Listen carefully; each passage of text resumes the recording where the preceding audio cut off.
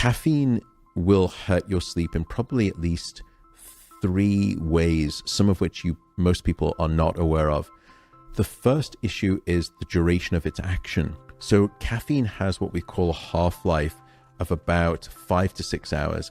It's almost the equivalent of a coffee at noon is the equivalent of, tucking yourself into bed, and just before you turn the light out, you swig a quarter of a cup of coffee and you hope for a good night of sleep, and it's probably not going to happen. The second is that caffeine is a stimulant. Everyone knows that caffeine can make you more alert and more awake. It comes back to adenosine, which is the chemical that we spoke about. It's no coincidence that those two things sound the same at the end of the name, caffeine and adenosine. What caffeine does then is race into your brain. You've got all of this sleepiness at 9 p.m. or 10 p.m. You have an espresso because you're trying to power through and finish the report or the presentation for your your pitch deck for your startup company. And that caffeine races in, it latches onto the adenosine receptors and blocks the signal of adenosine. So now your brain was thinking, I'm starting to get tired, it's 10 p.m. But now, all of a sudden, that signal is blocked. And caffeine is like hitting the mute button on your television remote controller. So you get hit with this huge tsunami wave of sleepiness, and that's what we call the caffeine crash. So one of the issues, so that's sort of caffeine in terms of how it works in its timing. Another issue is that it creates anxiety, just as you said. And anxiety is probably one of the greatest enemies of sleep. It needs to do the opposite for you to fall asleep. That's why you can have what we call the tired but wired phenomenon, where you say, I'm so desperately tired. I am so tired, but I'm just so wired that I can't fall asleep. It's because your nervous system is too amped up. So now you start to worry. And the last thing you need to do when your head hits the pillow for good sleep is worry. Because when you start to worry, you start to ruminate. And when you ruminate, you catastrophize. Because we have this sense that, things at night, in the darkness of night, are so much bigger than they are in the brightness of day. And we start worrying, in this modern era, we're constantly on reception. And very rarely do. Unfortunately, the only time when we typically do a reflection is when we turn off the light and our head hits the pillow. So that's the second problem with caffeine. It only makes you sort of almost like the Woody Allen neurotic of the sleep world. The final part of caffeine is that it's very good at blocking your deep sleep.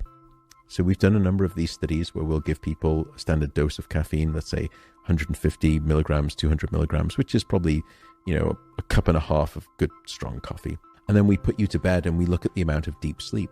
And it will strip away your deep sleep by about somewhere between 15 to 30%. I'd probably have to age you by about 40 years, 40. Or you could do it every night with an espresso with dinner.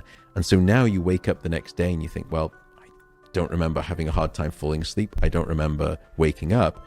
But now I'm reaching for 2 or 3 cups of coffee the next morning rather than my standard 1 cup of coffee, because I don't feel refreshed and restored by my sleep because I was lacking the amount of deep sleep. And so lack of deep sleep is critical for regulating your cardiovascular system. It's the time when we do replenish the immune system.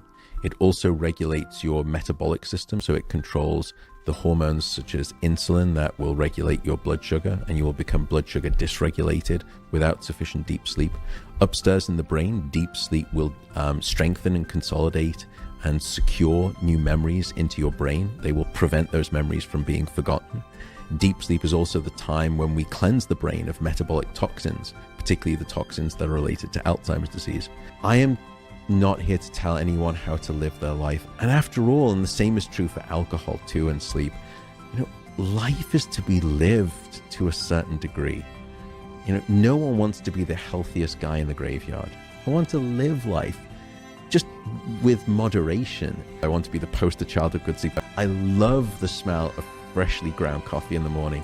It's just that I've run my genetics and I am one of the slow caffeine metabolizers. So you can do these genetic kits online and they will tell you, are you a slow metabolizer or a fast metabolizer? So that's the variability. That's why some people say, look, I'm pretty immune to caffeine. I was actually quite anti-caffeine in coffee when I first came out with the book, just looking at the studies. But now the data is immensely compelling.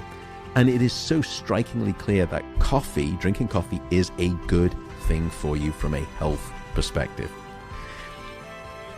Two things to say about that. The first is that it's got nothing to do with the caffeine, but yet coffee is associated with many of the same health benefits that sleep is associated with, but coffee is supposed to hurt your sleep. How do you reconcile those two, Matt Walker? And the answer is very simple: antioxidants. Because it turns out that the coffee bean contains a whopping dose of antioxidants. Things such as, it's got other things such as caffeine, but it's got a bunch of incredible antioxidants. Probably the most powerful of them in terms of the coffee bean is something called chlorogenic acid. If you look at the studies with decaffeinated coffee, you get very similar health benefits. Again, it's not the caffeine, it's the coffee itself. So try to limit yourself to about 2 cups of coffee, 3 cups of coffee maximum. I would love to drink caffeinated coffee too, because I'm sure it would be interesting, because I work out every day and I work out every morning. And actually the data on that is pretty clear too, that you're lifting, for example, in the gym, and your metabolic activity is stronger when you've had pre-caffeine doses. But it's also stronger when you sleep. So, and sleep is, I would argue, much more beneficial to health. And if you're trying to work out, or you're trying to be an athlete or perform, sleep will trump caffeine 5 ways till Tuesday. I mean, sleep is probably the very best legal performance enhancing drug that we know of, that not enough athletes are abusing.